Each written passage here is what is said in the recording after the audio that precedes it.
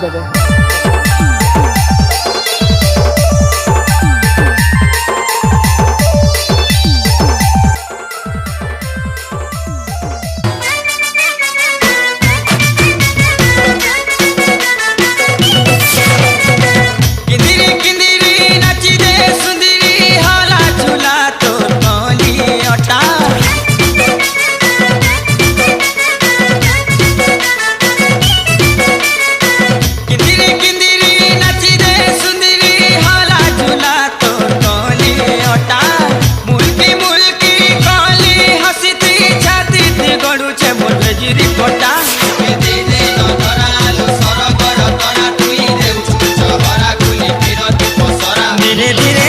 था मो दिल बसी था तो नीली आखि निशा मते पीला